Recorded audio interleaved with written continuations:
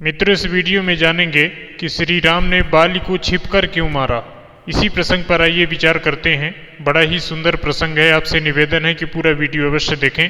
जय सीताराम। मैं हूं प्रसन्न चतुर्वेदी और स्वागत है आप सभी का कथामृत यूट्यूब चैनल पर। तो आइए आज का वीडियो शुरू करते हैं। पुनि नाना विधि भई लड़ाई, बिटप ओट देखहि रघुराई। मित्रों, भगवान राम का बाली से युद्ध हुआ हो ऐसा वर्णन कहीं भी प्राप्त नहीं होता। बाली को यह वरदान प्राप्त था कि उसके सामने जाकर जो कोई भी युद्ध करेगा उसका आधा बल बाली को प्राप्त हो जाएगा। कुछ लोग इस वरदान के आधार पर ही यह सोचते हैं कि राम ने बाली को सामने से इसलिए नहीं मारा क्योंकि सामने जाने पर बाली राम का आधा बल पाकर राम से अधिक शक्तिशाली हो जाता और राम युद्ध में बाली से पराजित हो सकते थे। अतः इस भय से श्री राम ने बाली को छिप कर मारा। परंतु ऐसा नहीं है मित्रों, ऐसा सोचना भी पाप होगा, क्योंकि जिन राम के भ्रिकुट विलास सृष्टि लय होई, भला बाली उनसे जीत सकता था? कभी नहीं। यहाँ पर सबसे अधिक ध्यान देने की बात यह है कि जब बाली का राम से युद्ध होता तभी बाली को राम का आधा बल मिलता, पहले नहीं। परंतु बाली से तो राम का युद्ध हुआ ही नहीं। मानस में भी मात्र राम का वृक्ष की ओट से देखना उल्लिखित है, बिटप ओट देखहि रघुराई। और बाली ने भी यही कहा था कि मारे हूँ मोहि व्याधि की नाई।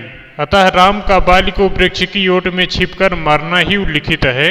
किंतु यहाँ पर भी सबसे महत्वपूर्ण बात यह है कि राम भले ही वृक्ष की ओट से देख रहे हों, परंतु जब उन्होंने बाली के हृदय में बाण मारा तो निशाना साध कर ही मारा।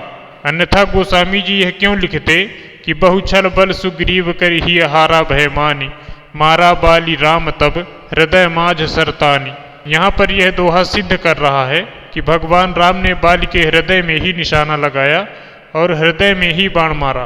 आप सोचे कि जहाँ दो योद्धा परस्पर भिड़े हों, युद्धरत हों, क्या वहाँ से उन दो में से एक को मारने के लिए और विशेषकर हृदय में तीर मारने के लिए राम वृक्ष की ओट में रहकर निशाना लगाएंगे? मेरे विचार से तो ऐसा नहीं है। निशाना लगाने के लिए वे अवश्य वृक्ष की ओट से अलग हुए होंगे, चाहे क्षण मात्र के लिए ही। बाली ने जो यह बात कही कि मारे हूँ मोहि व्याधि की नाई, यह उसका मिथ्यारोप है। बाली मानस का एक महाभिमानी पात्र है और यदि वह राम पर ऐसा आरोप लगाता है तो अतिशयोक्ति नहीं है। बाली के व्याधि की नाई कहने से यह नहीं सिद्ध हो जाता कि राम ने बाली को छिप कर मारा, क्योंकि व्याध भी हर पक्षी को छिप कर नहीं मारता। भगवान राम ने बाली के सीने में ठीक हृदय पर प्रहार किया। मित्र, यह प्रहार छिप कर नहीं किया जा सकता था।